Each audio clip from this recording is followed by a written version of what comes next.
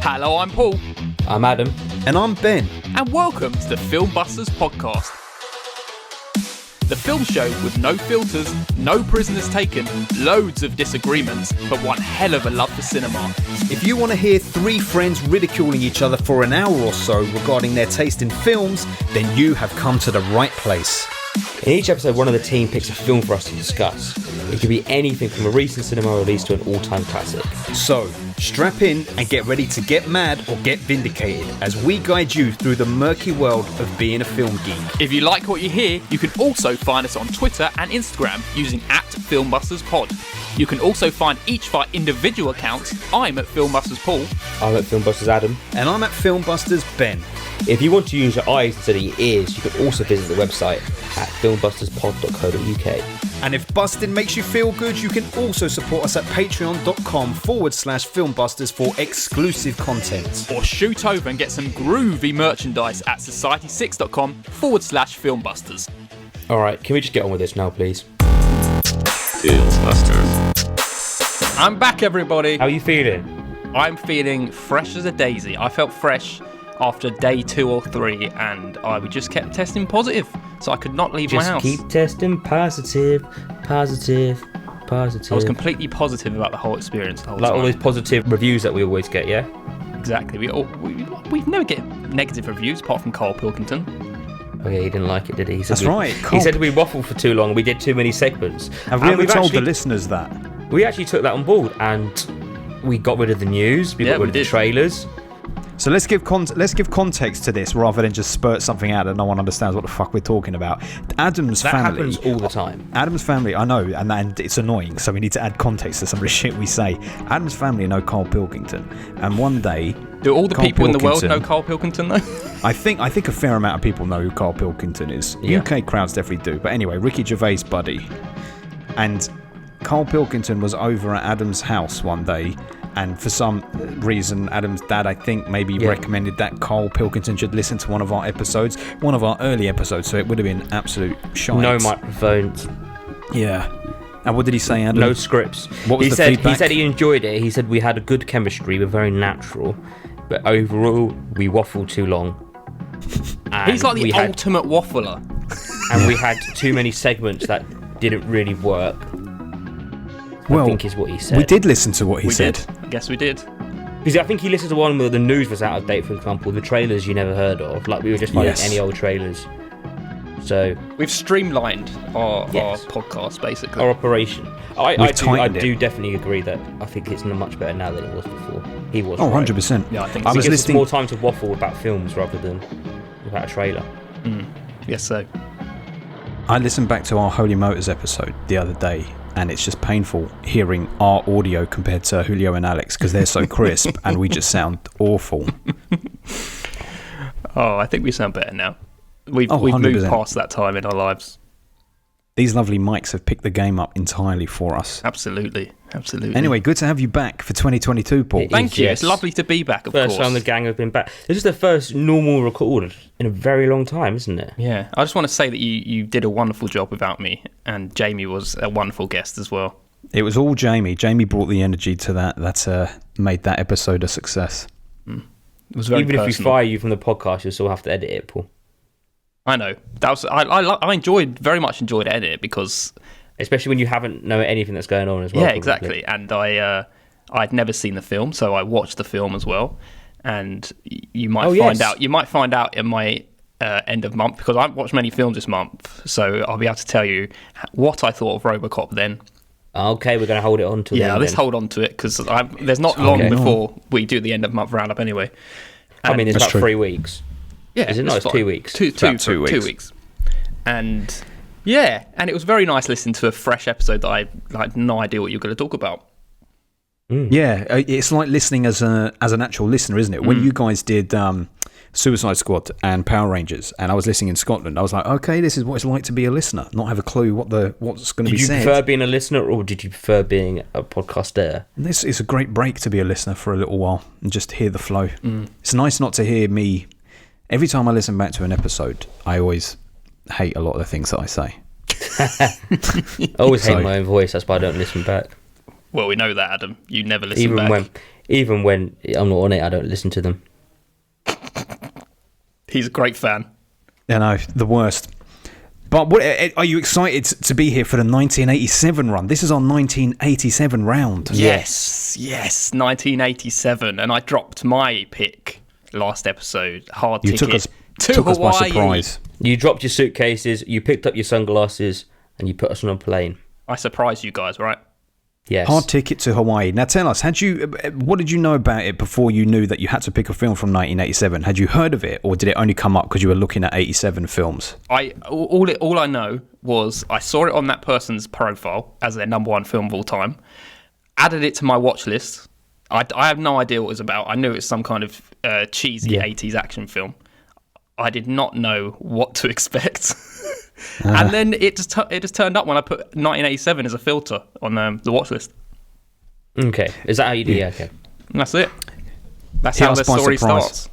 Hit us by surprise. Exactly. We honestly thought it was Evil Dead 2. I know. Too obvious. It would have been too obvious. I'm very glad you didn't do that now. Good. Yeah. I'm glad. When it comes to obvious picks, that's Adam. Adam will give us a nice obvious 87 film at the end of this. Just look at the biggest film from 1987. Listeners, here's a little game. Go and check the highest rated film, the top 2 or 3 highest rated films from 1987. Come back and it will be one of those that Adam mentions at the end of this episode. You don't even need to listen to this podcast if you want to find out what we're doing next week. Oh dear. You can just go do that now. Hey, but that's what it's all about. So we can see the whole broad spectrum of 87. The diversity that the year brought. Well, just before we go on to talk about Hard Ticket to Hawaii, we have to do our little patron segment. If you want to become a patron, you can become a patron at www.patreon.com/filmbusters. We can get exclusive episodes, exclusive wonderful video content, exclusive episode picks from you exclusively, and you can just be with a wonderful family that we have here. We have the likes of Luke Human, the man with all of the words in the world. We also have Steve from Movie Drone. Do indeed. We have man of the moment, Philip Barantini, whose film Boiling Point is like taking the fucking country by storm at the moment. It's doing very well. Everyone's loving it. Yes, it was. I saw it the other day as well, and it was incredible, let's say. Yeah. Excellent. I can't wait to see it. I cannot wait. We also have Julio from The Contrarians. Yes, we do. We also have Katie and Oti from For Your Reference. Indeedy, and we have Fiona Stewart, lifelong Joaquin Phoenix fan. Thanks for sticking with us still. At what point do you give up? I'm waiting to find out. We have Sean Panda Nicholson, the one Scott of our podcast. Yeah, and over to the other Scott, Jamie Russell, who featured last week on RoboCop. Yes, and that has been a great success, that episode. Very good feedback. And last but very much not least, we have Nerd Revert, and we'll be getting a little bit of input from Nerd Revert in a few episodes' time. Just keep it posted. Or maybe we should tantalise people now. Nerd Revert will be picking the next film that kicks off our second round. We won't tell you what it is or what the year is, but Nerd We don't even know, do we? Well, we do know. You've just forgotten as usual. Okay. So, that will be very exciting. Absolutely. Wonderful patrons. Thank you so much for subscribing. We absolutely love you. We do. You're the best. You keep the lights on, folks. Yes, very good. And okay, so you can join them, influence the show if you want to, or not. Just listen. Whatever. We're easy. It's all good. Right, now, let me take the reins and be the host, because Jamie stole my thunder in the first episode of the year. And he put you, Paul, in a very, very good position, because his questions were too hard for me and Adam. Yes. So you've got a 2-0 lead. Thank you. It's going to be very interesting to see if we can get any points scored on the board for you, Adam, or for me. So, yes. First question. You both get to give an answer. Okay. And I need it to be within 15 seconds. Whoever's closer gets it, but I need it to be within 15 seconds of the answer. And if neither of your answers are within 15 seconds, I get the point. Okay. It will make sense when I say what the question is. Okay. We'll just go ahead and say it then. Yes, right. Okay. How many seconds in total does it take for the first pair of tits to appear in this film? 45. I'm going to say... Adam says 45. I'm going to say 57. Guess what? It's a point to me. It's 93 seconds. Oh, is that long? I threw you off because you thought it was under a minute because I said seconds. I did think it was going to be within the first minute. 93 seconds and there's tits. Doesn't surprise me. There you go. A point for me. We move on. Ready, boys? Yes. What is the name of the Hawaiian island where the film is set? Honolulu. No. Molokai. Correct, Paul. Thank you. 3 points in to too Paul. early. Honolulu's area, isn't it? May well be. If we have any Hawaiians listening, let us know. But the answer is Molokai Island. Wonderful. I only know because there's so many Molokai, like Molokai Cargo. Yes. Molokai Zoo. Molokai uniforms, Molokai honeymoon, Molokai. It's crazy. Crazy the amount of Molokai. There's Honolulu everywhere as well, so. Oh, there you go, Adam. No points for you again, my friend. What to say? This is all my strong point. Terrible. So, listeners, that's 3 points to Paul, 1 point to me, none to Adam. We move on. Should we go to the feature of this episode? Hard Ticket to Hawaii. Hard ticket to Hawaii. It's not always paradise. Hey, is it okay if I run along with you? Sure. Beautiful day, huh? Uh-huh. Hey, Colleen, who's that turkey with you? He's just a thrower. Sorry, Buster. You ain't allowed here. Take off. Hey, lighten up. We're just throwing. Oh, yeah? Let's see you throw one. How about you get lost? What do you mean? I mean it. Move out. Now. Hey, Colleen. Got a great ass. So do you, Pilgrim. You don't look so hot to me. Oh, yeah?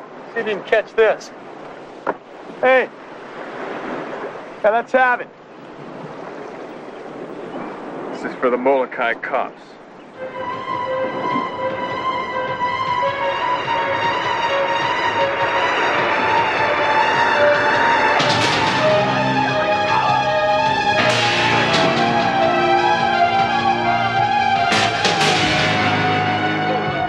Right, everyone, today we're doing Hard Ticket to Hawaii from, of course, 1987. This is an Andy Sidaris film and production. This is a spoiler episode. If you have not seen it, then I can't believe it. Why? It's on YouTube for free. You should have. And do you know the funny thing? There's actually two versions of the one. And this could have been the one that Adam actually watched. There's a sanitized version on YouTube. Is there? Yeah. Is there? Because sanitized? I told one of my colleagues today to have a look at it, and he put it on, and they cut the first boobs you see on that 90-something second mark. They cut it. Wait, so really? That half the film would be missing like if that's the case. Shorter. 5 minutes, more like What's 50 fucking minutes. Because I might have to rewatch this film because I didn't actually see any boobs. I only saw cleavage. Did you say you might have to rewatch this film? You're a liar. Yeah. Are you serious, Adam? You didn't see any breasts? No, I only saw cleavage. Are you joking? No, I only just thought it was like... Are you joking? Be I'm serious. I'm 100% not joking. What was the one? I don't believe you. No, I don't believe you. The You're not sounding very convincing. V Movies is the one I watched. The one. So the link I sent you. Why the hell didn't you click on that one? Because I just had it on my TV, so I just typed in Hard Ticket to Hawaii. So Adam, when I asked the question, how long does it take before you see the first pair of tits? Why didn't you say you don't see any? Because I thought you meant just like cleavage and boobs. Yeah, but how would they even frame that for cleavage? They'd have to crop the image and zoom in. Yeah. It's a full body shot of her and the guy. Are you actually being serious? I am being serious. Oh my god, this is very interesting because now we have two versions of this film. I'm watching the bit. There's boobs on YouTube, Adam. I'm watching it again now.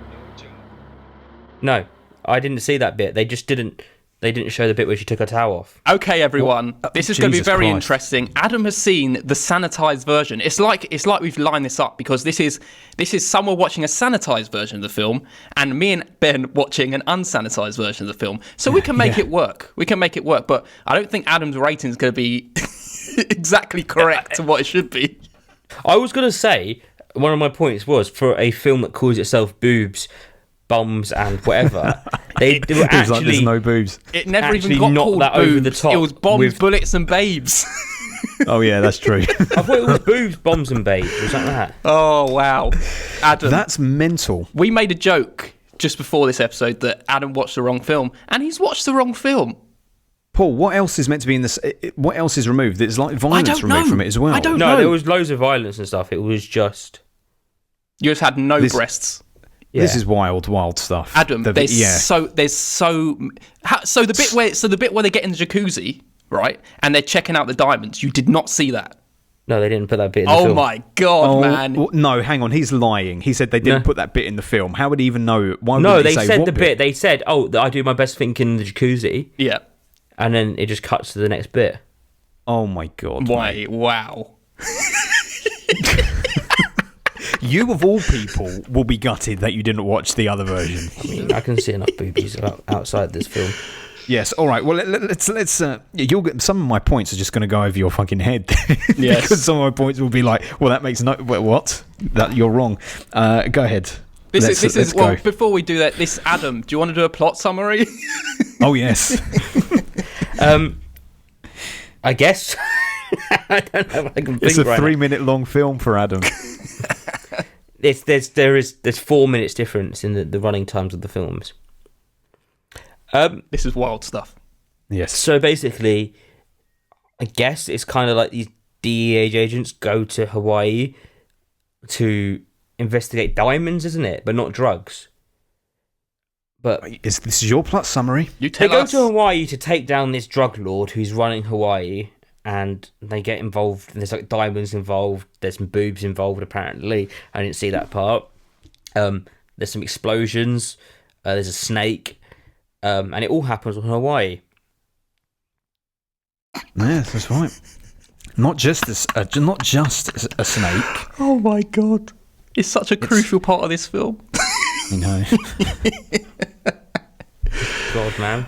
I didn't know there was 2 versions. Are you interested? Yes, okay, before I'm interested. What are you interested to watch the right version, Adam? No, because I'm not going to give away my review here, but I don't really want to watch this film again. Okay, that's fine. Shall we go into our first impressions? Well, no. Let me give some. Yes, go on. Give your a bit of information. Factual information. Yes, it's another 1987 film. The movie was shot entirely in Molokai, Hawaii, with a few scenes filmed in LA on a soundstage. Most of the female leads were Playboy playmates, which became fucking very apparent within like 5 minutes of this film, the amount of tits that are on display. Adam, you seriously will not get the context for the amount of tits that are in this film, because there is a lot. So many. The director, Andy Sedaris, worked for ABC Sports for 28 years, directing like Monday Night Football and shit like that. Like, he was a sports director. And then he did his first film in 1973, and then started doing some work for Playboy, and then proceeded to make feature films. His first feature film, I think, after Stacy, was Malibu Express, which is the first in this series of films, which I think runs for 9 films through to 1998, and it culminated with a film called Lethal Ladies: Return to Savage Beach.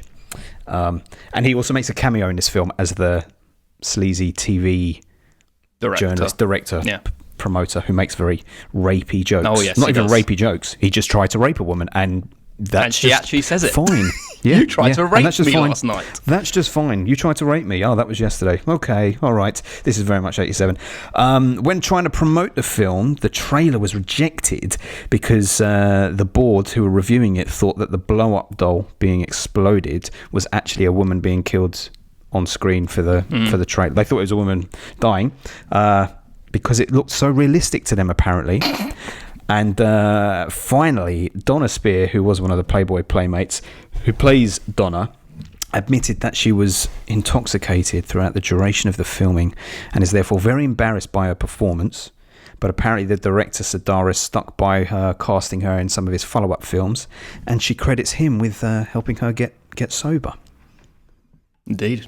I read that There too. you go. There you go. There we Let's go. have the first impressions then. Okay, so it's my choice because this is my film. I'm going to go first, and then it's going to be Ben, and then I want to hear Adam's sanitized version of events. So let's not beat around the bush. This film's terrible. It all feels like the setup storyline in a porn film, yet you never really get the sex. Yeah. And I think in a way it's why I couldn't keep my eyes off it, because I was so incredibly fascinated with just what the hell was going on and what was going through people's heads while making it. They were clearly going for laughs, though it isn't really that funny. The poster makes it look like it's going to be like a balls to the wall action. Yet now, having experienced the film, it has its moments, but it isn't that exciting. But it has some fun moments. There are some horrendously gross men appearing, especially the man who runs the restaurant. I don't know his name, and Andy Sidaris, as you say, the director in the restaurant. They were just horrendously rapey. Of course, we also have a stupendously amount of 80s breasts in our film, Ben, appearing from the off and non-stop throughout. But if I can say one thing, it's that the female leads, Donna and Taryn, felt just as important, or even more so, than the men. They certainly felt more like the stars in the first half of the film than the male leads. And that, I feel like that means something, right? You don't get that all the time. And so what if they want to examine the diamond packages topless in a jacuzzi for 30 seconds and then just get out? Donna does her best thinking in the jacuzzi, after all, Adam, doesn't she? Yes, she does. Genuinely, I kind of oddly respect Donna Spear and Hope Marie Carlton for taking this film on. From a 21st century lens, it all does feel very male gazy, of course, but isn't that just the point of this film and the films you're watching? It's something absolutely different to something you watch normally. But the women are beautiful, and of course I'm a man, and I don't mind seeing some boobs. They were some wonderful boobs. I'm not afraid to say it. But crucially, I really don't feel like Donna and Hope were being taken advantage of. They knew what they were getting into. They know what they signed up for, and in the little action that was, they kicked ass.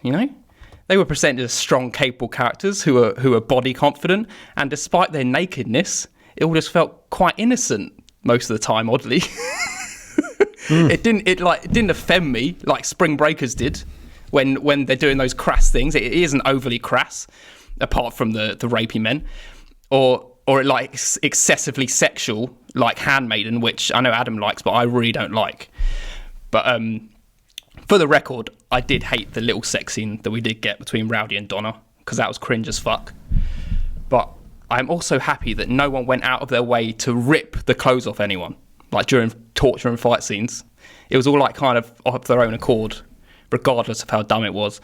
And without reading my score, the film also gained one whole extra star for that toilet snake scene. That was absolutely fantastic. And to be fair, the whole segment was pretty wonderful. Shooting the snake in the mouth and him crashing through the wall on a motorbike.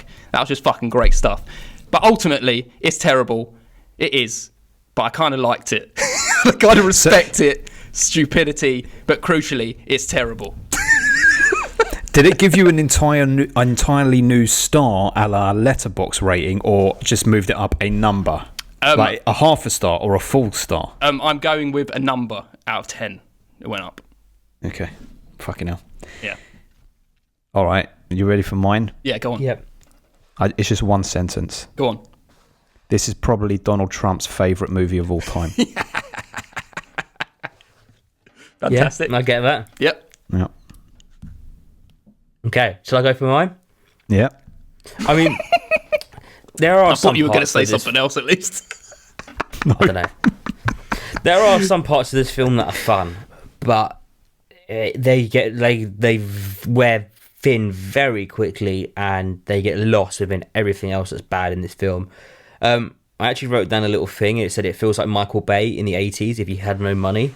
It's like what he would make if he was allowed to do whatever he wanted, no studio. He'd do all this type of sleazy bullshit. He'd have all these characters in this film. He'd have these explosions. Some of the explosions were quite good, I give them that. But overall, yeah, everything that's good in this film, it gets lost. It's just lost within all the annoyance and all the shit acting and all of that kind of stuff within it. The best thing about this film was the theme song. I'll give the theme song a star. Try and sing it. Hard to get to Hawaii. It's higher It's pitched than not that. Hawaii's always higher pitched. paradise. I can't remember Yeah. the rest of it. No, that's the right lyrics. At least you got the lyrics right. I don't think it was the right melody, but the lyrics were right. No, it certainly wasn't. But yeah, I don't really have much else to say on this apart from it was fun to start off with, but you just lose quite interest in this. It just doesn't really go anywhere quite quickly. I think you said it summed it up, Paul. It's pretty much like watching the opening of a porno, and you're just like, yeah, it's not great. Like just the way everyone talks to each other, it's just like everything's like terrible. a punchline. Yeah, it plays out like a softcore porn film, essentially. Yeah, but the thing about it, it's just like I'm not going to forget this film. There's some moments in this film that are going to stick with me. Like I've forgotten a lot of this film the already. Snake busting out of that toilet, like that was just. I I'll totally give the snake. forgotten The about snake the was snake. creepy. I hate snakes, and that was creepy. It was a bit uneasy. When I first saw it at the beginning, I was like, they better not bring the snake around too much. But he came around. But then as soon as, at the beginning, it kind of looked realistic, and then in the very first shot, and then the second shot. It never looked No, realistic. You saw someone's arm at some point, I'm pretty sure. There was a point in the Moving very it. beginning when they zoom into the cage, and it's just a very quick second of the face. Yeah, And I okay. thought, oh, it's because shit. it's in the crate. It's because it's in the crate, but so as it's soon as it's obscuring out the of the face. crate, and it's when it starts moving, you're like, no. Let me just, because since we're going to talk through the film, let me give some more general thoughts. Actually, Okay, I can't just go say on, that it's go on. Donald Trump's favorite movie. I think I really do feel like it feels like the kind of film that someone like Trump would have watched back then. It feels like the kind of film, and I thought this all the way through, the Always Sunny in Philadelphia characters would love this movie. It's the probably, kind yeah. of movie within the show that you'd hear them about them watching and loving, because it's just It's wrong. it's very bad and wrong and politically incorrect even for its time. I think you raise a very, very good point, Paul, about the fact that despite everything, you have two female leads who are on the level with the men. You know, they don't ever need saving by the men, Apart from the bit in the toilet scene at the end. Yeah, which is a good point. But the thing that sits uncomfortably throughout is the fact that in order for them to be on the level with the men, then they've got to constantly have their tops popping off. Yeah. And Adam, honestly, it really is every other scene. It goes from topless on a beach, topless in a jacuzzi, topless in a shower, topless just walking around the room. Now a sex I scene, think I now a might have sex enjoyed scene. this film more because there probably isn't any boobs in it. The thing is, right, when you said it in your wrap up last week, you were like, hopefully this will be like a Velocipasta type thing, but the difference is that this film kind of was not really trying to be a spoof. It was trying to be funny, but it wasn't trying to be a spoof. So we can look back on it and laugh at things like the graphics of the snake and some of the action pieces, like the skateboarder getting blown up and the sex doll getting blown up is funny. That's funny stuff. There's lots of other funny scenes in it, but actually when it's trying to be funny, it doesn't fucking work. When it's trying to be funny, it's like, oh, this is so cringe. Like, there's so many one-liners, sexual jokes, shit jokes overall, racist jokes. It's just horrible. It's horrible to listen. It's like, oh, this is like a bunch of bros made this fucking film. Yeah. It really is.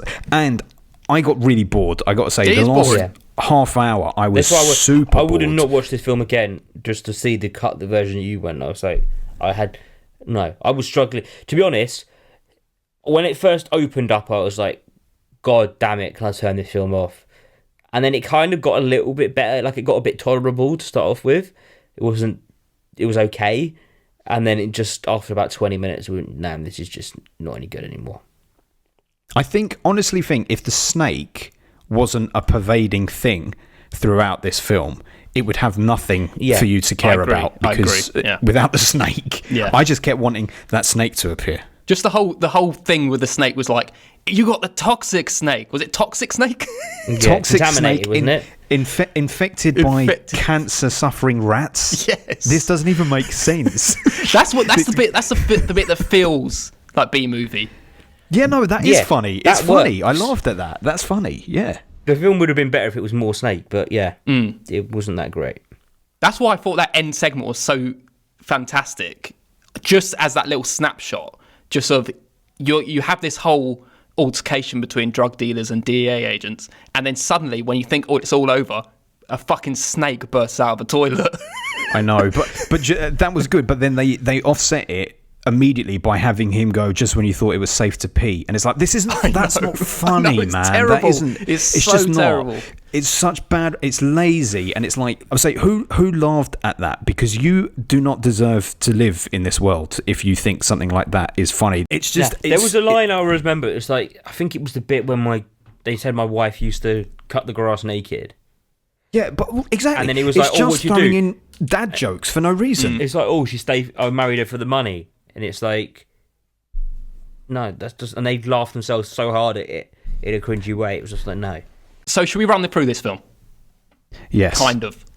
So I don't think much happens apart from you seeing the boobs in the first 90 seconds when they're on the boat with Rowdy. But you get shit dialogue from the off there. So just so you know, this is how I watched it. On Sunday, before watching it in full, me and Jenny were sat on the sofa. I was like, let's just watch the first 2 minutes of this film so I can see what the sort of vibe is. And I watched it up until the opening credits. And I was like, oh, fucking no. It's the fact that it had an opening credit. It should have had an insert explosion sign. Hey, listen, those opening credits, banging. I was on board. I was like, fantastic. Brown paper with people's names on, stuck to cargo boxes. Synthy 80s music, fine. I'm going to have a good time. I've got better things to do with my body temperature. Yes, now that makes no sense, does it? What's your body temperature got to do with I don't know. sex? She just asked him to get into the water or something, didn't she? Fucking stupid. Are you kidding? I've got better things to do with my body temperature. What are you talking It's about? just ridiculous, stupid writing that does not make sense.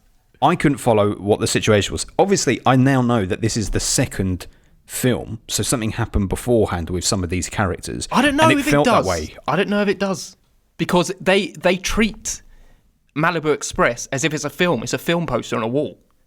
I know, but It's that's a film just being before, very isn't meta, isn't it? That's very meta. Yeah, so I don't think it's actually following on from that film. I think it's But just... it must be, because we're introduced to people and like, oh, I'm in witness protection. Like, it felt like I was lost with a lot of where they were coming from. I was like, wait, hang on, you're what? You're CIA, but you're in witness protection? I was a bit confused with the fact that they said they're all agents, and then suddenly they were just working for a cargo company. I was like, are they agents? Yeah.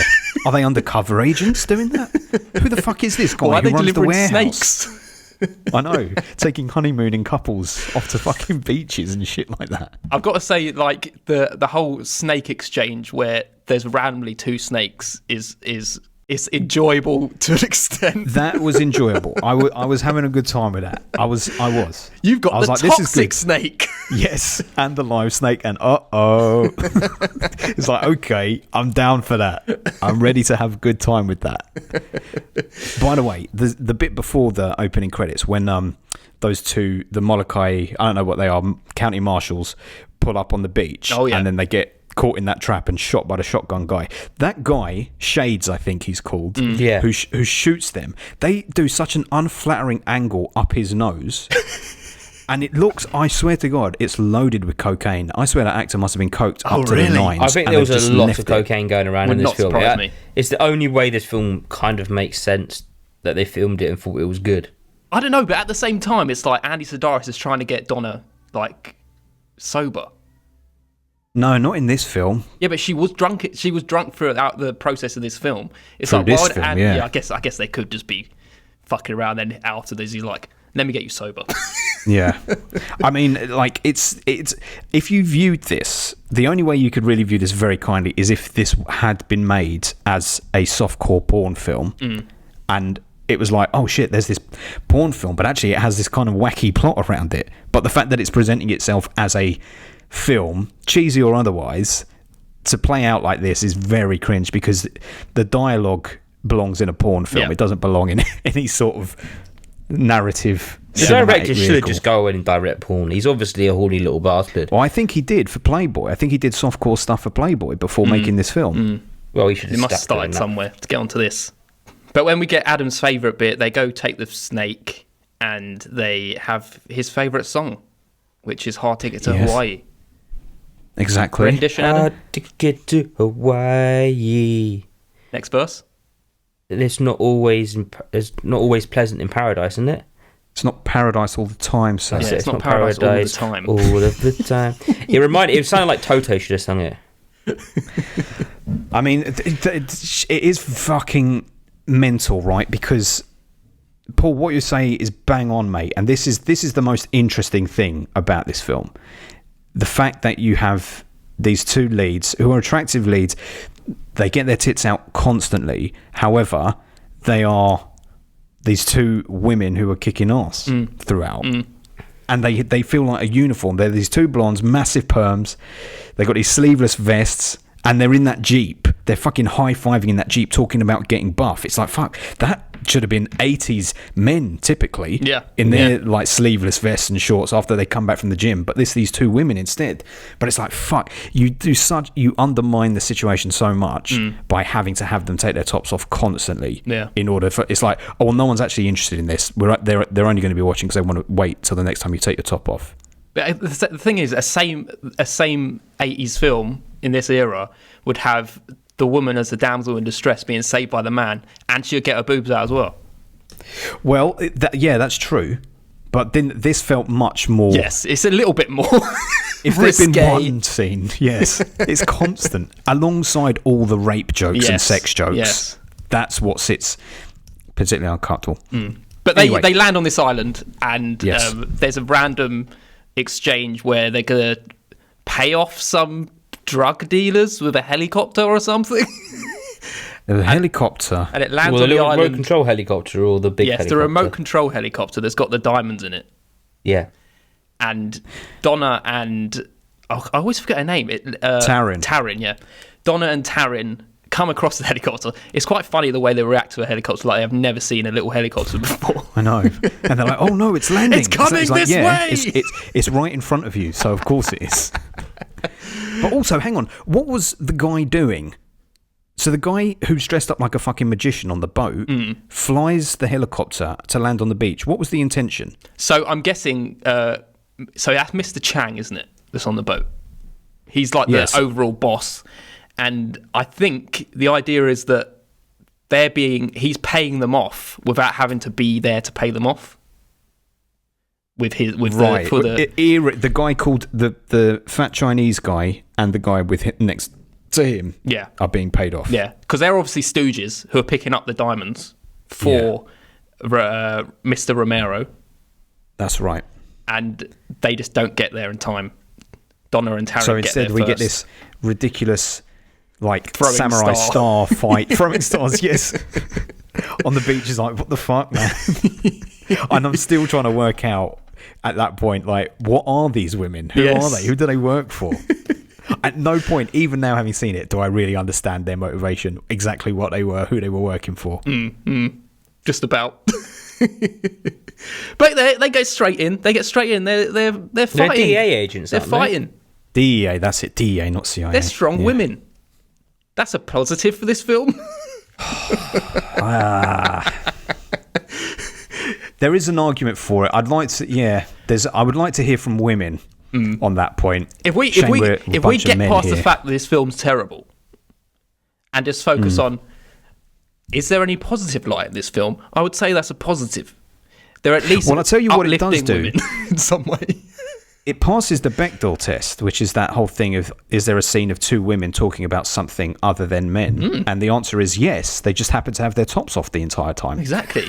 So how does that work for your Bechdel test? They talk about snakes. They talk about snakes, yeah. Even that's probably a sexual subtext. Yeah, it could be.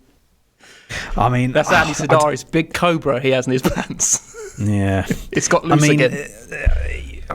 Do you think in 1987 women were seeing this film going, "Yeah, we're kicking ass," or do you think there are a bunch of dude bros watching this film going, "Oh, yo, it's dude you bros. See our tickets away, bro." Dude bros. Yeah. The thing about this film is, like, looking at the poster, those Donna and Taryn should have been front and center. They give that guy the whole as big poster. As Rowdy. Like, he's massive on the poster, and they're like two just little girls on the side. Is that the draw for women?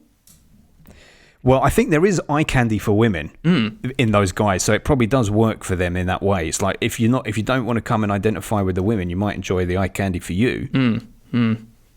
Maybe. What do you think the fair equivalent is for, like, if you were a director and you were trying to justify the fact that you've got your women with their tits out?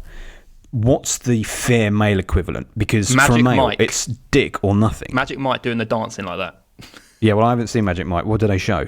They just have their tops off and they're dancing in little pants. Yeah, but that's not not fair. That's is it? it. That's Because just top off. But showing People can walk down the street with top off. phallus is not comparable to a woman showing her boobs. I don't think.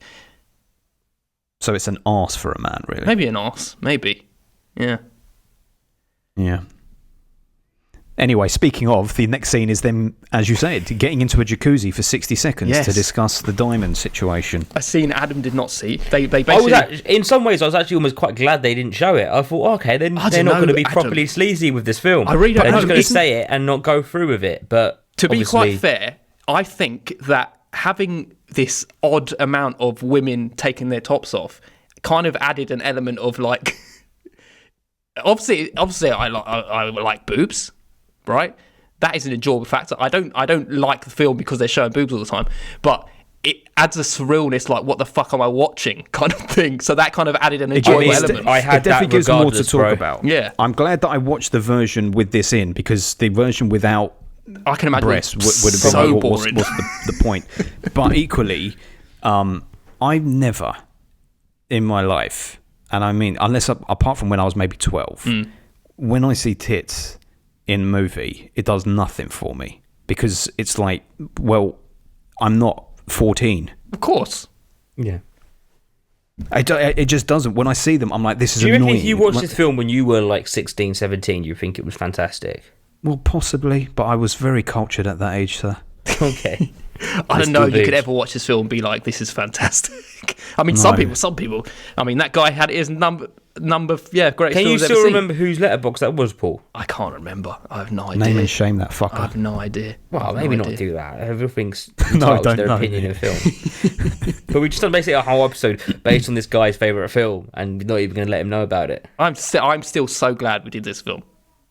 I regardless I what we am, know. mate. Listen.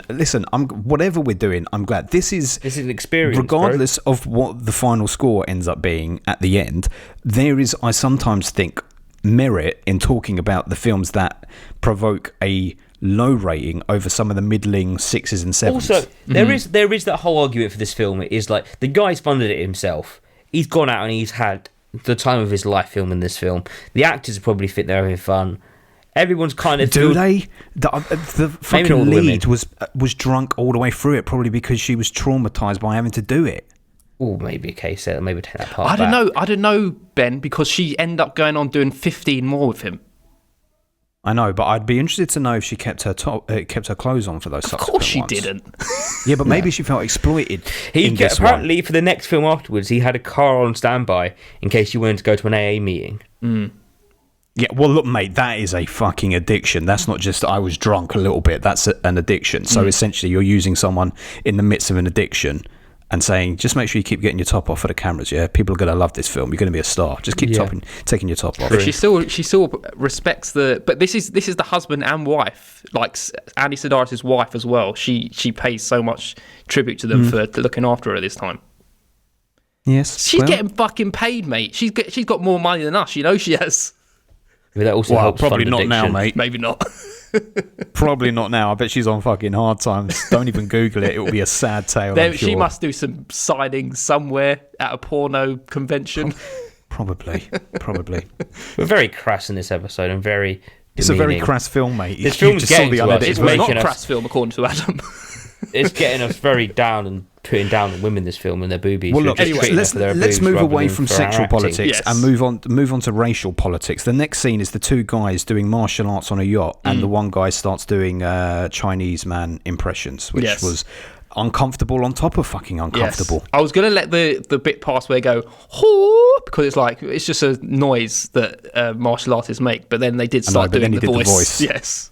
And then, for some inexplicable reason, I missed something. Someone brought them a sandwich, and they set fire to it. Yeah, it was some kind of delivery by the DEA, and they delivered it in a sandwich box. I was so confused. I'm like, why are they lighting this sandwich on fire? I don't understand why they placed the sandwich, like they placed the note halfway on the sandwich, like it needed to be placed perfectly, and then set it on fire. I thought the whole sandwich was going to explode or something. Well, it was very peculiar. I immediately disliked both of these men, though. Yeah, I have nothing good to say about them. Like, the one with the long hair particularly annoyed me because I thought, you look like someone who actually on this film set was really glad that there were a bunch of women in a state of undress and that you got to be around them, because I'm afraid, sir, you do look a little bit rapey. Yeah.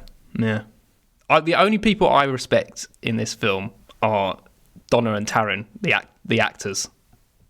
I just have a little bit of respect for them. I don't know why. It's just come across like I don't know whether I feel sympathy for them or I don't know. Like I felt they did a good job. At least they were trying to do something. But I come out feeling respect for them. Do you think if they forget the edited version that Adam watched, but if they hadn't had the nudity in the film, it would have been an absolute like who would watch this film? Like the only reason this film is so big is because of the amount of nudity in this film and the amount of men that probably watched it at the time. Ugh, disgusting. That is horrendous. The only it is. I hate that shit so much. But you know what Adam said about that Michael Bay of 87? Very true. If Michael Bay had no money in 87, this is exactly the kind of film he would have made. If he was allowed to go ahead and do whatever he wanted without studio input, he would make this film. Yeah. Absolutely. If it was a big studio production, even the studio would have said, this is too much nakedness. Let's move on to the restaurant. And I think we can just encapsulate the whole restaurant scenes in this one segment. I don't think we need to go back to it. I hated the man who owned the restaurant. He was absolutely disgusting. He was horrendous. When he was having that conversation with Andy Sidaris about, are you going to go down on this woman because you'll be kissing the back of my head? Back of my head. It's like, what? Horrible. Even as soon as, and he was like, oh, look at this pair and the girl who bought them here. All that kind of shit, wasn't it? Yeah, and even like, I'll have the Andy Sidaris saying, I'll have a pair of coffee. What? I didn't. What? He was staring at her boobs and he went, I'll have a pair of coffee. She comes and sits down saying that you almost raped me last night. And then a waitress comes, he starts talking about how, I don't treat women like that. And then he turns around to the waitress, staring at her boob and says, I'll have a pair of coffee. Not a good joke. I don't think rape jokes were ever funny. No. You almost raped me last night? How can that be in a film and just pass off like it's a normal line? You tried to rape me last night. Oh, that was yesterday. Come on now. That is Trump. That's Trump's excuse. Yep. Horrible. That mate D at a restaurant when the girls turned up as well. He's like, I'm going to give you the best seat in the house right here on my face. Oh, come on. This is cringe, mate. He's the worst. Like, that's the kind... You know what that is? That's like the shit that you hear when you get a bunch of blokey men together and they're all like G'ing each other. Like, look at her. So one of them would say that. And even then, it's fucking repugnant. So to put it in a film, there will be people who laugh at that. And those people are horrendous people. Yeah. Anyway, before this, we missed what is my favourite moment of the whole fucking movie, mind you. The best moment, which I loved, it's before they get to this restaurant. After they've been in the jacuzzi, the men come to the house and try and steal the diamonds. Oh, yeah. I totally forgot. Why didn't I write that down? I forgot about that. One of them has condoms over his hands. Does he? Yes. Is the guy with the tights on? He's got tights on his head and condoms on his hands. Oh, right? I knew she was wearing gloves. I didn't realise she was wearing condoms. But the funny thing is, Seth, who turns up outside, he suddenly sees the snake and he fucking overreacts so much. Yeah. His eyes are so wide and his mouth drops open and he's like, oh, a snake, and he's shooting it. It's like, mate, the snake is a far way away from you. If I saw a snake, I'd be like, oh shit, fuck, there's a snake. That's a big snake. He freaks out. Foreshadowing, mate. Foreshadowing for his fate.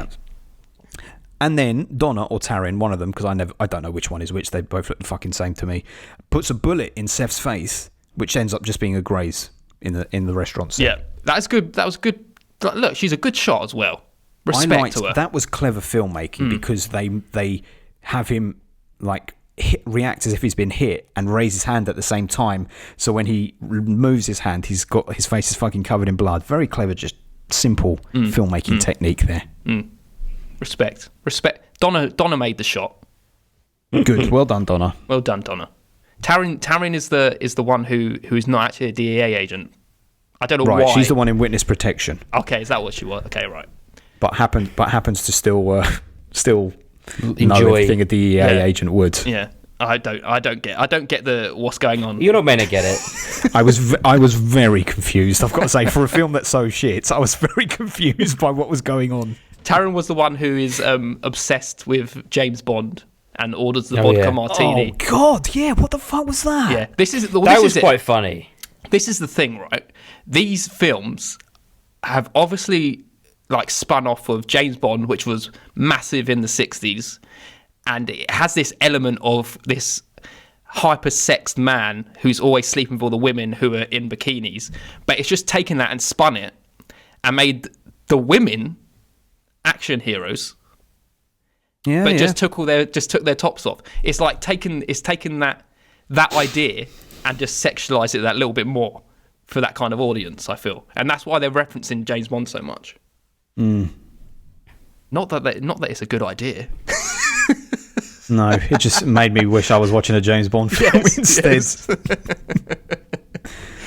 But it keeps it an interesting conversation. Is it better to have a ineffectual female character in a James Bond film who keeps her clothes on but ultimately is just there to be fucked by him? Mm-hmm. Or is it better to have two women who have their clothes off constantly, are having sex, but are empowered? Is that a word in this? They're not empowered. But they're not put I don't know. It's a very probably fine better line. to have neither. Well, yes, that is correct. It's better to have neither. Yes. There's always that argument of, though, women in this position are owning their sexuality more, but when they're being told to do it as a man, then by a guy like him, then if are it was they a really, female director, if it's their choice to do it, then yeah. But obviously it is their choice. But they would have taken this as a gig because it would have been like, you're going to do a feature film and get a little bit more money. Shit, I've got bills to pay. Okay, I'll do it. Yeah, and you've worked for Playboy, right? So you're comfortable taking your clothes off. Well, I'd rather just maybe once or twice. Yeah. We need you to do it 15 times. Oh, right. And it's like the whole thing of like the old horror films when they always used to get in a horror film, you used to have to try and get naked, didn't they? It's like the only way you're going to get into this industry is by taking your kit off. I mean, it's a very disgusting, seedy industry as a whole. This one just wears its heart on its sleeve a bit more about how disgusting it is. But, you know, it's not trying to be that. That is the thing, though, isn't it? It's like that at that time and place. Say like Halloween, right? When you have, what's her name? Who gets killed as dressed up as the ghost? Annie. Annie's there, topless. I'm not trying to compare it to this, Ben. I'm just using her as an example. I know, yeah. But she's there. She's basically there to have her top off and get killed. Here, these Donna and Taryn, they have their tops off. Look, they're strong female characters. I feel like it swings and roundabouts. It's like so for every time you get your top off, you get one more line in the film. Well, they're pushing the boundaries a little bit, giving these ladies like a starring role alongside the action of the men as well, but then they're also pulling it back because they're showing their tits so much. It's like, well, look, this is a perfect example for us to talk about other films in our 1987 round. When we did the RoboCop episode, one of the things that I liked about it was the fact that his female partner, the fact that she was female was incidental. It didn't play into it at all. She was on the level with all the other cops. Nothing was made of the fact that she was a woman. There was no romantic relationship forced upon. So in a way, that role is more of a... I don't want to speak for women as a collective, as a male. It's not my job. But as a role model for women or someone to see on screen, that's arguably a better role because she's on the level with everyone and nothing's made about it. She doesn't have to take her clothes off to get into that position.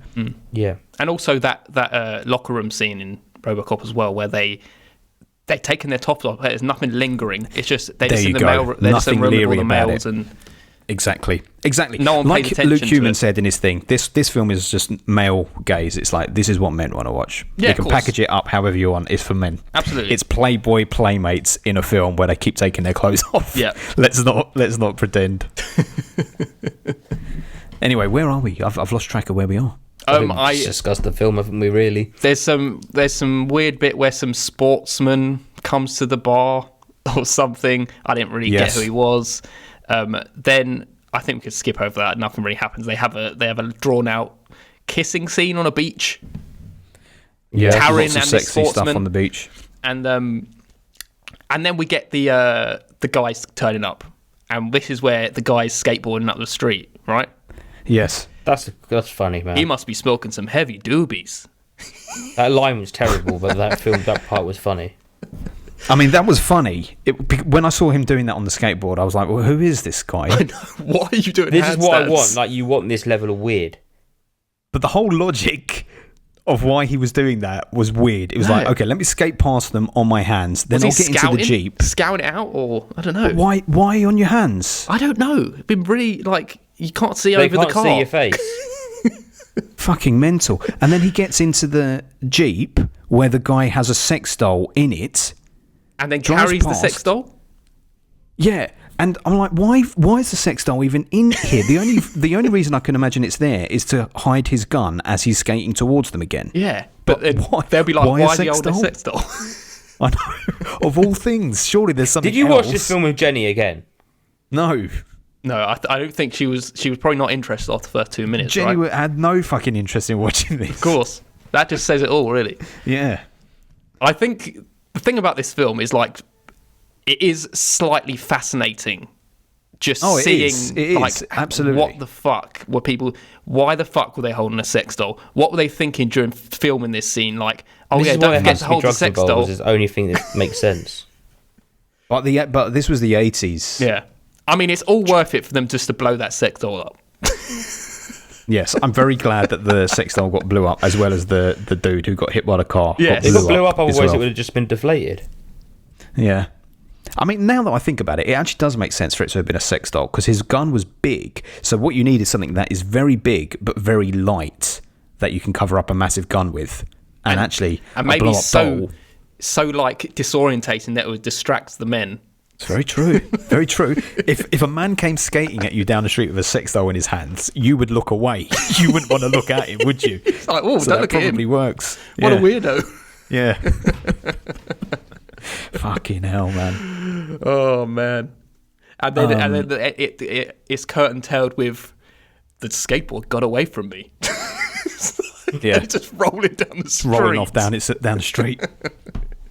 So dumb. Christ. They were really trying for some kind of comedy, but it was just like so bizarre that it's like, what? Am I supposed to be laughing right now? Is this funny? Like the things that I thought were funny, like that was a funny situation, and in terms of lines that were said, I don't think anything was funny other than that toxic snake infected by rat cancer or whatever that line was. I was laughing at a lot of situations. So here comes one. The Frisbee scene on the beach. We see our man throwing the Frisbee with the girl. And that was funny. When he died. Jimmy John, or whatever his name is, comes along with his hidden Frisbee with blades on. The minute I saw the blades on it, I'm like, okay. And by this point, the film had completely fucked me off. I was so bored and I was so done with it.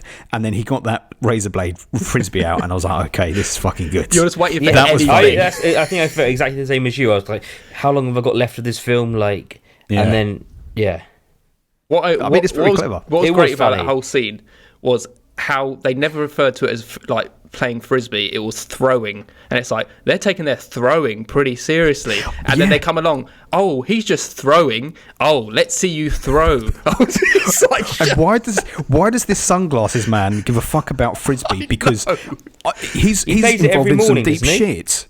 He's involved in some fucking drug shit. Why's he playing Frisbee every morning? Maybe he wants to clear his head. He was made out to be such like a big boss at the beginning of the film, and he's just some stooge on a beach. I thought he cared more about that girl he was playing Frisbee with, but the minute that she ran off, he was like, oh, it's okay, I'll play Frisbee with you now. I want to play Frisbee. That's what it's all about. Yeah. I quite enjoyed how he had that little towel with the rocks in it, especially so he could put his gun on it to play Frisbee. He does it that much. This is for the Molokai Cups. It just chops his fingers off straight into his neck. Into his neck as well. Brilliant. Yeah. Very good. See, that stuff, good. Again, I liked the fact, of course, it was 87, but I like the fact that everything's fucking practical. Yeah. if we have all of our films in this round, if it ever comes to effects, we're going to be dealing with practical, which is a blessing. Yeah, absolutely. So props to that. It's good fun. It's good fun to do that. Might be start changing when we get to a bit further down the line. Yes. In the next decade or so. Yes. So yeah, I see that scene was enjoyable because there was no nasty sexual fucking politics in it. But the bad side is that's that the it was two men. Velocipaster side of it. Like that's what Velocipaster did so well, was just being dumb like that. But see, even though they are similar, the thing Velocipaster is different because Velocipaster sets out to try to be funny all the time, and so it works. Also, But again, this, it's not over the top of its sex. It's not a repulsive film at the core of it. I think this is what really gets this film down. It is actually just quite repulsive. I know. I actually, and so much so, I actually wanted the good guys to die at the end because I was like, you're just horrible. The people. 2 men, yeah. Well, the women I could take or leave, really, but the men were horrendous. But look, I wasn't really rooting for the women. I wasn't rooting for anyone. They could all die. Yeah. I had a little bit of sympathy for the women for some reason. That's okay. Well, because you saw their boobies. No, I just felt sorry for them. I think you felt sorry for them because they were in this terrible film. Yes, I think that's probably what it is at the end of the day. We do get Rowdy saying, "Carlene, you got a great ass," as she's walking away. And she's like, "Yeah, you too." Or whatever the fuck she said. No, she says something. She says a line, but I can't remember what it is. No, she says you do as well, or something like that. See, all of that sucks, man. It's just horrible. Yeah, it's just a reason just to say something, basically. But before this whole scene, we also have the really cringe sex scene between Rowdy and Donna, and he's like screaming or something. And Is this the part where they start having sex and then they come back into the room and they were like, "Where have you two been?" And they were like, "Oh, we got off to get food." Mate, you missed it. There was a whole. It's not even a sex scene. They're basically just like really lingery shots that's just panning up and down Donna's bum and her boobs, and then I don't know what Donna's doing to him, but she's just lingering. They're not having sex. She's like, hovering over him, and he's going, "Oh." Some shit. Adam's watching it right now on silent on his iPhone, pretending like, "Oh, yeah, that film sucked, but let me watch the unedited version."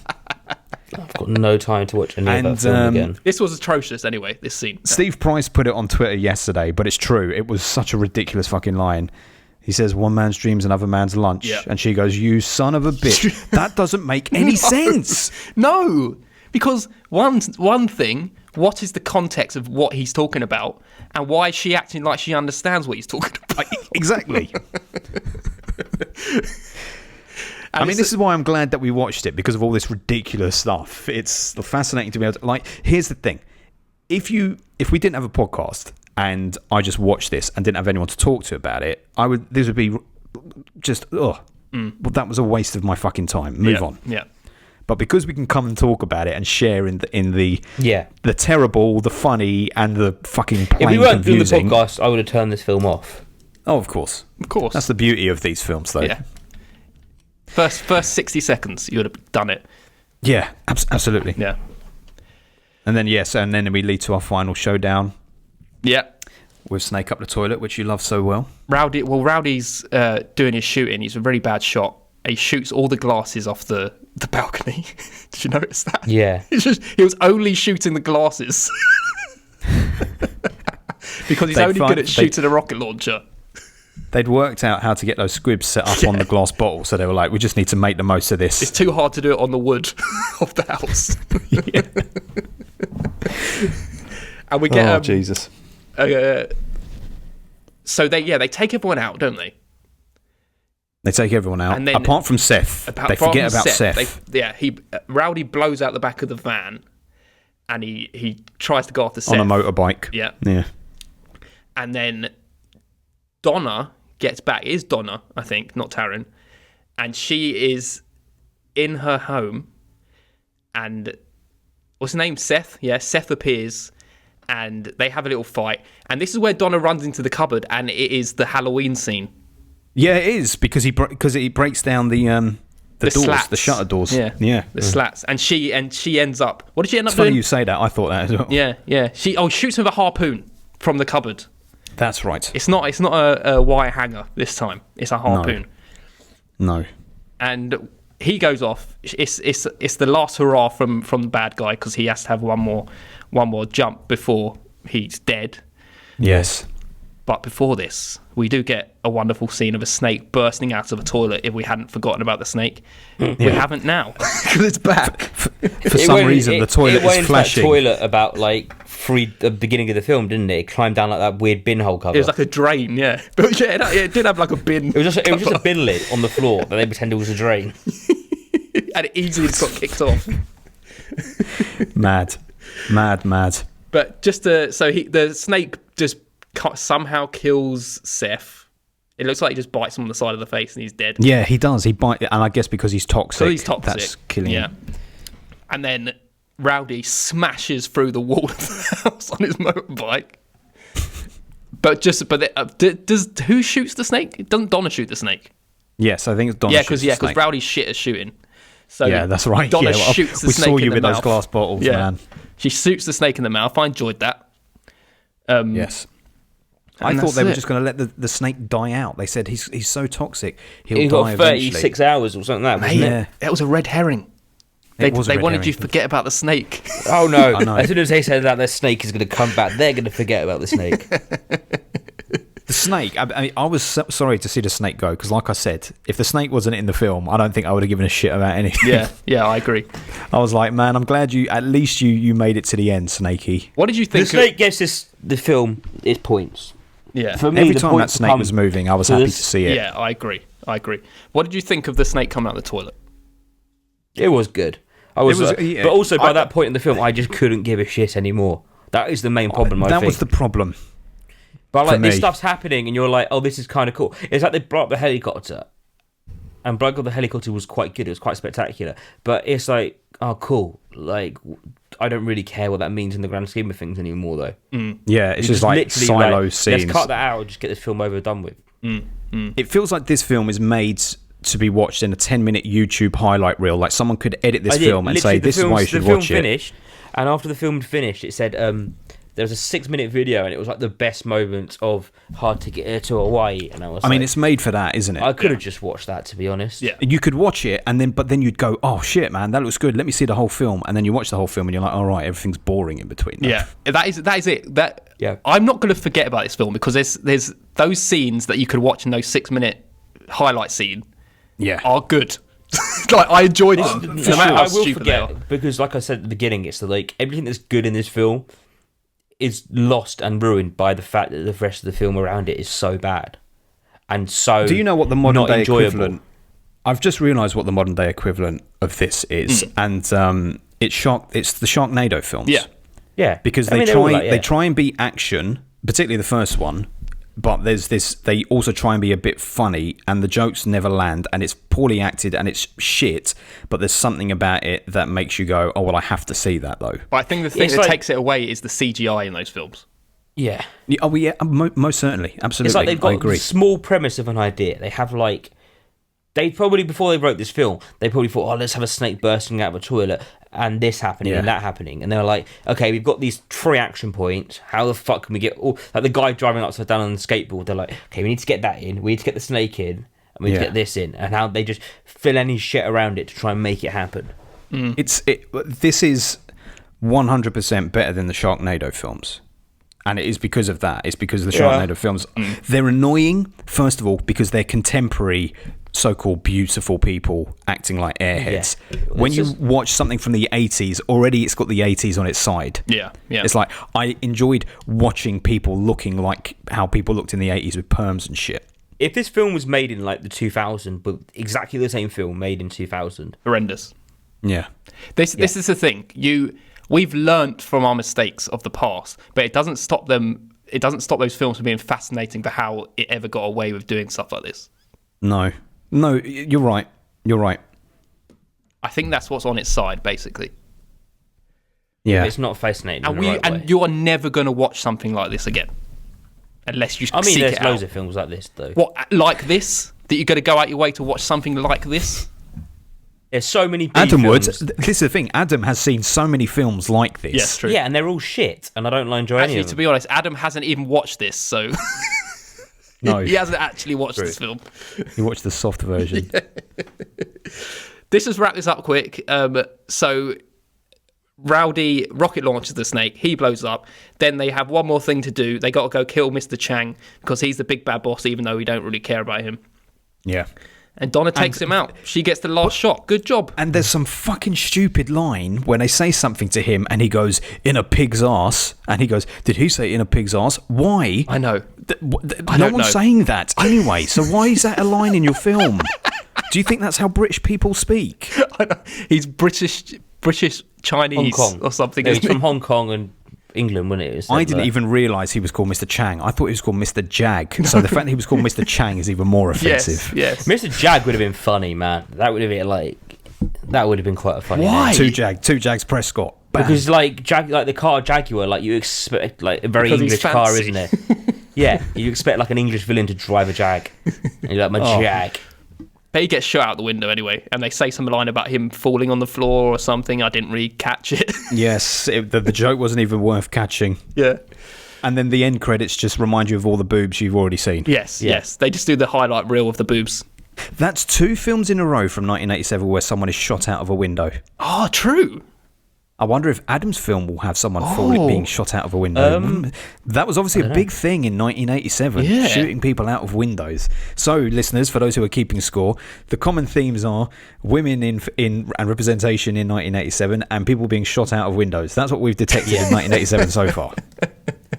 And there were robots in this, remote-controlled helicopter, RoboCop, so a little fascination with early tech, practical effects. Yeah. All the themes are there. Well, Shall we give our scores? Yes. I think so. Unless you've got any Scores on the closing doors. comments. Swords on the doors. Yes. Do you want me to go first? Yeah, It's let's up to go you. with the same order, I guess.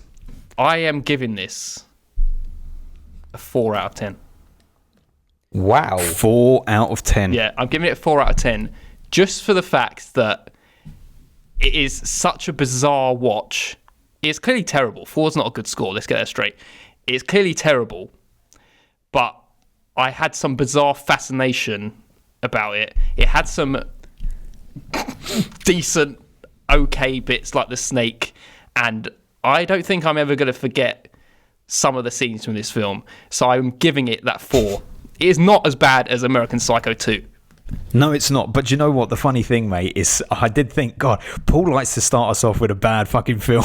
Because your pick last year was American Psycho. I thought I might as well, you know. I like to You go want for to shoot us low. for the alternative pick. Yeah. Well, look, as for my score, I also give it a 4 out of 10. Well, look at that. It is not deserving of real gutter low, because that is reserved for films that are just absolutely banal, horrendous in all sorts of ways. Just I was absolutely not terrible. expecting that from you, Ben. There's enjoyment to be had in some of the elements, like what I spoke about. You know, I can't deny that I laughed at some of the things and enjoyed some of the scenes, and the fact that it is 80s set probably helps it that little bit. It is unforgettable, and for good reasons and bad reasons, mainly bad reasons. Yeah. It could be so much more offensive than it is as well, and I could be so much more like. It could have been more offensive. Yeah, it was pretty fucking offensive. There's not much more of a line you can go to without being like, but disgustingly offensive. One thing to be said, yeah, it is offensive, but I still prefer this as a poorly made movie over things like The Meg and American Psycho 2, because they're just lazy films that aren't trying to do anything. Yeah. And they're just like, well, let's just throw big CGI spectacle at people and they'll like it. And it's like, all the acting in The Meg is worse than the acting in this, as far as I'm concerned. Because at least in this, people are rocking up and they're terrible fucking actors, but you know it and they know it. Yeah. The trouble with something like The Meg is they don't know it. Yeah. So I give it a 4. I give it its points. It deserves its points, but like Paul said, it's still a terrible fucking film. 4 is very bad. I think it just saves it a little bit, the fact that they could have gone so much worse with how they were treating the women in this film. They could have, yeah. And you're right. You're right in as much as the way that women are presented. Yeah, but that is very much like, we're giving you a new cushion, but we've also taken away your house at the same time. With one hand, they're giving you a cushion for your sofa, and the other hand, they've taken your house. I stand by my point, right? Yeah. If at any point during this film Like, for example, when she was tied up with her arms over her head, if at any point they ripped her top off, I would have given this film so low. Because having that element of spitefully removing the clothing of a woman, I feel like that adds a really disgusting, seedy element to it. I know what you mean. By doing that, you're adding violence to the sex, and then it becomes worse. That's why I felt it was just quite innocent, because they were doing it of their own accord, the women. If there hadn't been so many crude and crass jokes about women and a few about rape along the way, I would give it a little bit more rope. Yeah, I agree. I would probably maybe even give it a 5, but because it's just so... The thing is, though, like, the getting your boobs out is one thing, but like making racist jokes and all rape jokes, they don't need to be there at all. No, I know. But the thing is, does that instantly mean... There is no benefit at all. Well, come on, Adam, give us your score so we know what we're playing. My score's a 3 out of 10. Oh, okay. Well, you're only one below us. You're treating us like we're fucking praising the damn thing. No, I'm not. I'm just surprised that you went that high, Ben. I was expecting you to come out with a 1 or a 2. Nah. The way you said it at the beginning, when you gave that one-line review and that one line wasn't a good thing, I was like, he hates this film with an absolute passion. I'm surprised you gave it the same score as me. I've always been stuck on a 4 as soon as I finish this film. Yeah, I've never gone lower than a 4. Same. To be quite fair, I was riding a 5 for the entirety of the film, but then the final half hour being as dull as it was, that was the final death blow. That was it. Everything Absolutely. else. Same for me. Yeah, just very dull. There's too much time spent with the men and the women in the house talking and having sex again, and I was like, oh, just get on with it. Yeah, I feel exactly the same. Absolutely. Yes. Those opening credits hyped me up for something that I thought was going to be quite fun. That is the one big thing for this film. You do expect like the explosive excitement of a Velocipaster. Yeah. It's an 80s action, but it has little action. I know. Very little. It is a lot of talking and taking tops off. Yeah. I mean, I'm trying to imagine a scenario where I might watch it again, like... No. Never solo, no. No. I think Sean made a good point. He said this while talking to Jamie, that the only time you'd ever do this if you wanted friends to experience it, and just sitting there having a beer and a pizza. By themselves, but don't expect a lot. I'm not sitting through this again. Well, it's different when you're with friends. It is. When you're with friends, you're like, what the fuck is this, man? And you just laugh through it. It's just like this. Like, the scenes in this film where it's supposed to be a joke, right? And it's like, it wasn't funny when I watched it. But now talking with you about it, it's like, it's almost, I just laugh because of how stupid it is. Yeah. Yeah. Whereas if I was with you at the time watching it, maybe I would have laughed. I don't know. I think that's right. Totally. And Adam, you know, because you watch a lot of these shitty monster movies with all your housemates. And the reason it works is because you're watching together. You wouldn't be watching it by yourself. No, you don't. So as a communal experience, it works. You put on a film that you know is going to be bad, and you have fun watching it being bad, and it doesn't matter if people talk over it. It doesn't matter if it's like if you watch The Room, for example, isn't it? It's like that kind of level. I know, but the Room is a masterpiece. It's an inadvertent masterpiece. That's a different beast. Yeah, that is just joyous stuff, man. Right, should we move on to what our wonderful listeners on Twitter have to say about this film? Definitely. Okay, well, first of all, we have Sean Powell Nixon, as I just said. He said, it was one of the best and worst films I've ever seen. It'd be an amazing film to have friends round and a couple of beers. The soundtrack was perfection. I thought he said that in another comment. I didn't realise he actually said it here. But there you go. Maybe he's I reiterate it. Yes. Yes, very true. Next up, we have one from Steve Price. He says, trivia. This entire film was shot using cutting-edge 80s cameras, the Male Gazatron 5000. I think very clever. It's very clever, actually. Yes. Very clever, very funny, Steve. You angling for a position on our podcast with gags like that, my friend? Oh yes. Swayze of Arabia said, "Oh man, this movie is such a joy. It's my kind of over-the-top schlock. While not the best movie, it's one that I enjoy watching and will watch every now and again." Good for you, Swayze. You can take one for the team because I won't be doing it. No, unless we come around your house, have a couple of beers, maybe you can entice us. Next we have Rob1977, and he just says, one of the best of the worst. There you go. Next up we have one of our new patrons, and by judging by this comment, he could be out the door fairly quickly. Yeah, he could be one of our most recent "Fuck departures. this, why have I signed up for this load of shit?" Yeah. He says, "I may never forgive Paul." And I know he gave it a 1 out of 10. Did he? Yes. Well, of course he did. We know the caliber of films Luke likes. Oh, well, I get it, Luke. Don't worry. I didn't know. I was innocent before this film. Oh dear. We've forgiven him. We've forgiven him over here. You're allowed to bring all sorts of nonsense. As yet untitled media podcast projects say so much hilariously bad about this, but I enjoy it. Have it as part of the Bullets, Bombs and Babes compilation, which is an experience. I can't imagine watching any more from this franchise. Especially if this is the best of them. Oh God, yeah, exactly. Wow, imagine. I mean, the things that make this worse is take out the practical effects. Take out the Hawaiian island, probably. Having a cool setting like that works. Take out the snake. So if you've got a film that's set in the city that doesn't have a fucking snake in it and not many practical effects, ooh, what have you got? Well, folks, that's your comments. It provoked a lot of feedback. People were very excited that we were covering it in one way or another, right? So great. Good. You've heard what we think. I'll tell you, boys, I've already averaged up our score. We give it a 3.7.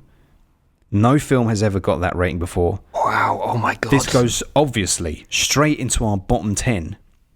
Wow.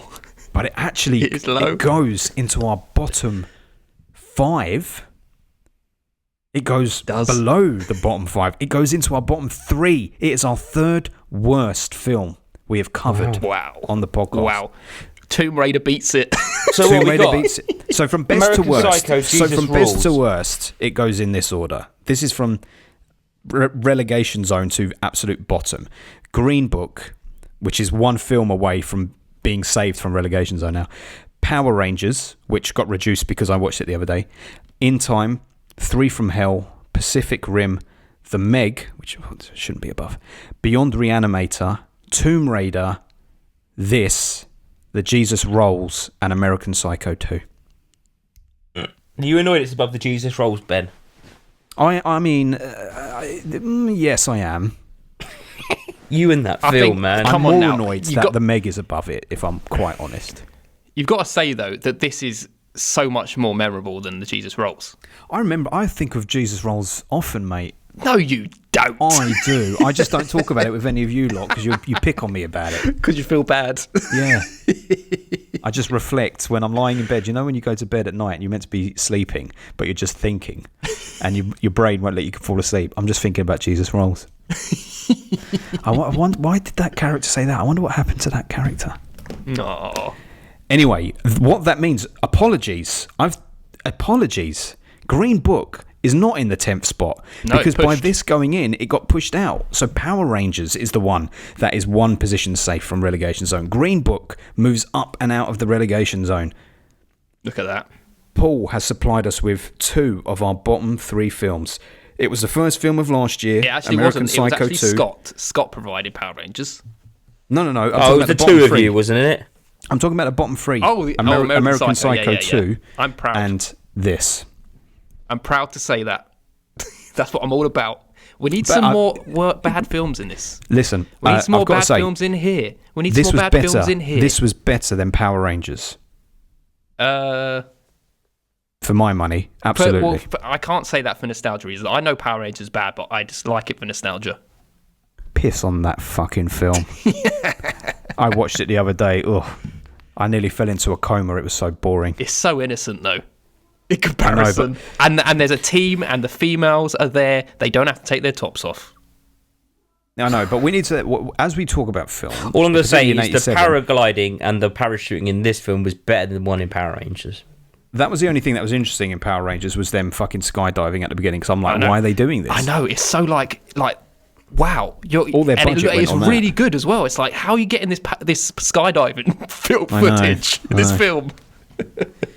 And then they hit that target. They just absolutely nail it. Every single one of them. They do. They're Power Rangers, mate. We've already talked about the thing, Rangers. but just by putting women, but just by having women in roles where they are fighters or stuff like that, does that automatically mean, oh, it's a good role for a woman? No. Well, there we go. No, but it's better than having them as a damsel in distress. I just feel like I agree. Damsel in distress. It shouldn't be one or the other. It should just be, if you're going to do it, don't. Yeah, agreed. But I can't think of many damsel in distress films that I rate anyway. That's You're fine. trying to think of one now to call me out on it, aren't you? I can't even think of a damsel in distress film. Any Disney film will do. Maybe, not the recent ones. There we go.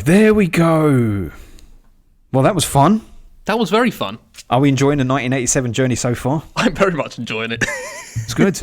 A great variety so far we're seeing. But we're going to find out what Adam's going to bring shortly. But before we do that, I guess we got to hear from our patrons what they've been watching recently. Absolutely. Let's move on to patrons. Yes. They send us in what they've been watching the past week or so. They let us know what we should be watching or what we shouldn't be watching, and we decide whether we will or not. Basically. Exactly. First of all, we have Luke Human. He says, I'll weigh in on the Malcolm and Marie debate as I watched it this week, and I know you've hardly mentioned it on the pod. Jokes! You're so funny, Luke. Forewarned that it was the product of white Hollywood pedigree, there were aspects of the discussions on this experience of the black filmmaker that struck me as a little awkward. But as the dialogue states, why shouldn't an artist imagine what it's like to be someone else? That aspect aside, it was great to see a movie shot on 35mm black and white. The whole thing looked wonderful, with deliberate framing and dynamic lighting. Washington is predictably intense, but it's Zendaya who provides the performance anchor, showing a skillful range and captivating star quality. A brilliant relationship drama despite the controversial perspective it comes from, which in itself seems to promote discussion. Do we have anything else to say about Malcolm Marie? I mean, we haven't really spoke about it that much, so... We haven't. I think we just allowed Luke to have the final word. I mean, that was just a wonderful way to say what we've been speaking about on every episode. I might start ringing up Luke before I have to describe something and get him to describe it for me. Okay, Luke, this is what I want to say. Can you just do it, and then I'll come back? Like, I have to say that Zendaya is definitely the MVP in that film. yeah. Yes, I agree. Have either of you watched her television show, Euphoria, I think it's called? No, I've heard a lot about it. Yeah. It's like one of those ones, I don't know where to watch it, but I don't know what it's on, but... It's on Sky. Is it? Got Okay. that. Yeah. If the first Just series came is on onto there, I might watch it, but... Cool. And he also says, at the other end of the quality spectrum is Werewolves Within, taking the difficult genre of horror comedy and attempting to base that on the even more difficult werewolf subgenre. This is a mystery with little horror and an uneven tone. Even the extremely likeable leads cannot prevent from being a silly mess. I thought that was Jim Cummings, but it's not, is it? I don't think. Jim Cummings has another werewolf film. That's Wolf. Right. Isn't that Wolf something? It's just got Wolf in the title. I saw it. Wolf Hollow or something like that. Wolf from Snow Hollow or something like that. Something like, yeah. I've never heard of Werewolves Within. I've seen it on Netflix with that sort of typically garish colour scheme that they have to promote their films, and just thought, ugh.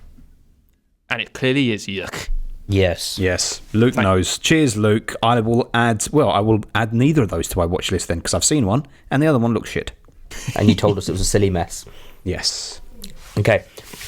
Next up, we have Julio, and he says, caught up on a couple of Sundance darlings from last year. Coda tells the story of a teenager who's the only person who can hear in her family. The title stands for Children of Deaf Adults, and she has a trouble balancing her responsibilities to the family and her responsibilities to herself. It's a pretty charming depiction of an underrepresented community, and it features an ending that would probably make at least one of you cry, or maybe not, now I've said that. Who's it going to make cry? I feel like that's a pot shot at me. Yes, maybe. I mean, I cry as well. I was going to watch Coda, and then I know now why you cry. I cancelled my Apple TV, and I never actually got around to watching it. So maybe when I restart it... it was also on Steve. I think it was on Steve and yeah, I remember watching it because I was literally literally about to watch it, and he mentioned it in the thing. But I always thought it said for caring of deaf adults. I didn't know it was children of deaf adults. But there you go. Yes, it does look really good. I do want to watch it, and I might do it when I start my Apple TV up for Ted Lasso again. Well, as we know, you're a lizard who doesn't cry, so you won't cry. Yes, quite. Yeah. I weep like the fucking Tin Man. No, who's the one who cries constantly in Wizard of Oz? The Is it lion. the Tin Man? He's the lion. He's got no courage. I'm the lion when it comes to films. I weep at everything. Paul is, I don't know, the scarecrow, I guess. You are the scarecrow, actually. Now I think about it, that's exactly who you are. And Adam, you are... Why have we got Wizard of Oz references going around here? That is it. Know, it's just in oh my head. God, you've summed it up. Look, the Tin Man, he's got no heart. Yeah, exactly. Oh dear, there we go. I like the brainless shit. Adam's got no heart, and you're just I've constantly got crying. no courage. I'm a pussy over here. You can't say what you really feel, do you? No. He also watched Together, where Ed Helms plays an annoying father-to-be who can't stop hounding the surrogate carrying his baby. Lots of my friends seem to have loved the friendship/platonic relationship between the two, but the whole film felt pretty artificial to me. I've never heard of it either, so... I never heard of it, but Ed Helms is like, generally speaking, he's hard to... Who is Ed Helms? He's from The Hangover, but he's Andy from The Office, the US Office. Yeah, I know he is, yeah. And his shtick is a little bit hard to, like... Did you watch the US Office, Adam? Yeah. Like, what they did with Andy's character in the last couple of seasons, they made him so annoying and insufferable. And they constantly had him on the guitar and singing. And it's like, you are leaning into the things that make him really unfunny now. Yeah. That's the thing with him. They turned it up too much with some of the characters in the American Office, but that's why the British one does it better. But yeah, anyway, we're not here to talk about that, are we? We're not. So add coda, listeners. Don't add together. Next up, we got Sean Panda Nicholson, who says, "Hello, you lovely Filmbuster boys. Recently, I watched Interstellar for the first time since it came out, and I was in love with the story. This is my favourite Nolan. I think it just slightly pushes The Dark Knight aside, and that's saying something. I don't know if it's because I'm a dad to a wonderful young lady, or because I'm just getting older, but it really touched me. So much so that I watched it again the next day. I loved it. Interstellar is one of those films that my rewatch of it made me realise that it is so much fucking better than I remembered. It is I remember very really good. loving it the first time. I just can't get my head around it all. It just scares the shit out of you, space. And also, I don't get the time aspect to me. It's just... But it kind of works. That was before Nolan crawled up his arse with Tenet and was like, it was I don't almost care like if he you did understand. Tenet and then, it was like his ego's now got too much. I mean, it kind of explains itself in the film. Like, Yeah, no, it does. the It's still deal just... It's quite hard to get your head around it, though, sometimes. It's still a mind bender, but it's done in a very visually appealing Yeah. way. The problem with Tenet is that its time concept, the only thing that's appealing visually about it is people walking backwards. Anyway, glad you enjoyed. I think it's the best film that came out that year. I also watched A Beautiful Day in the Neighborhood with Tom Hanks. It was okay. I really liked the direction and the way they framed the movie around his kids' TV show. However, I much prefer the documentary Won't You Be My Neighbor that I think is on Netflix, as it gives a lovely portrait of a truly incredible man. I really wish I'd grown up with Fred Rogers in my life. That documentary is lovely. I haven't seen the film. I've seen the Very documentary sweet. as well. I know Beautiful Day in the Neighborhood is on Netflix because I've added it to my list, but... Well, the documentary is he's great. very lovely, yeah. I think it made me cry. Aww. There's a moment where he's talking about cry. There's a moment where he's talking to a child who I think it has. I can't remember exactly what condition they have, but their body didn't form properly, and he's just talking to this child like so naturally and sweetly and beautifully. He did seem like a very, very sweet man. Yeah. Lastly, I watched the Criterion Blu-ray of One Night in Miami, followed by a very enjoyable listen to the Filmbusters minus Paul, featuring Jenny, who should feature more often, by the way, podcast on the film. It was a wonderful discussion on such a brilliant film. I absolutely love Regina King's first directorial effort, and I will be first in line for her next film. Keep up the good work, boys. Your podcast makes things better when the world has gone to shit. Lots of kindness there from Sean. I read that out to Jenny last night. When I saw that comment, she was very flattered and says, "Thank you, Sean, and maybe we'll see her in 2022 on some sort of when someone film. goes on holiday." Do you reckon he wants me to be minus, so that's why? Yeah, he doesn't like you. Minus Paul, yeah. Maybe it was the editing. Maybe it was Ben's editing that he loved so much as well. My editing, where every time I hear it, I can hear the chair creak every 20 seconds because that was the audio leak loop that I created. It's so annoying. There was so many snippets of ambience I could have picked, and I picked the one with the crack. Anyway, yeah, great film, Sean. Yes, that is another film. That's like Malcolm and Marie. We spoke about that so much. So much, yeah. Lastly, we have Jamie Russell, and he says, Let Him Go is a neo-Western thriller that was a pleasant surprise for me, featuring great central terms from Kevin Costner and Diane Lane, who play a loving couple left bereft by a tragic family accident. This features a compelling narrative, offering dramatic conflict, whilst also exploring the limits of family bonds. It also has a truly memorable score by Michael Giacchino. It is Giacchino, isn't it? I guess so. Giacchino, yeah, I guess, yeah. Yes, so Let Him Go, is that a recent film? I don't even know. Kevin Costner and Diane Lane. I know. It feels like that's an old 20 to 30 year ago type film, but if it's modern, I'd be up for it. I'm up for Kevin Costner. Yeah. I said before, Kevin Costner should have the career that Tom Cruise has. Yeah, I know. You did. You think he would have done better in that Top Gun role? Oh, most certainly. We saw him in Revenge. I mean, I didn't like Revenge, but I saw a different version. But you liked it. Oh, you did. Speaking of different versions, you liked it better than Top Gun, though. So you liked I did like Yeah. it. you liked did the I? Tony Scott, Kevin Costner vehicle more. Did I? Yeah, I think you did. I'm not sure I did. Oh. I think I liked Top Gun more. Read on and I'll tell you which you liked more. Jamie Russell also says, I would You also did like Top to Gun more, yes, sorry. Yes. Jamie also says, I would also like to mention Todd Haynes' 2015 film called Carol. Some may find the pacing slow, but it's all in setting the meticulous groundwork, and it all pays off handsomely in the end. Everything is sumptuously stunning in this cinematography, production design, score. I could go on. The acting is top drawer too, not just from Blanchett in the titular role, but Mara, an actor that normally doesn't convince me. She's perfectly cast as the impressionable Therese, who is instantly drawn to the older, arguably manipulative older woman. I will definitely watch this again. It's always been on my list, that Carol. Yes. Carol is one that I want to watch. I know very little about it. Yeah, same. You always see it pop up on like all these lists everywhere. Yeah. Very good. Thank you for that one, Jamie. We will check that out. We'll check out all of them, patrons. So thanks. Stick their recommended films in your watch list, folks. Yes. That brings us to an end of the 1987 round. Well, It does. To this chapter. Yes. On to the Absolutely. next chapter of 1987. Yes. which Come I think on, is I'm picked very by me, excited. isn't it? We're not doing this next week. We're doing a special film next week. I did a special cinema release. Yes. Oh, that's true. So this will yes. be the film after the film. Which we might as well reveal now. We are doing Scream next. Yes, we're doing the new Scream film next because we've got Scott here and we cannot possibly say no to it because he'll probably just explode and come round to Yes. and come to your I've got to house say, I have individually. never seen anyone in all of film Twitter so anticipate a film like he has with Scream. He would come round to all of your houses insane. individually and talk to you about the film. So we thought it would be easier just to put him in a room with us and we'll just go from there and we'll get him to do it that way. But we are very excited for that. And let me just say, the advertising work for Scream has been very, very good.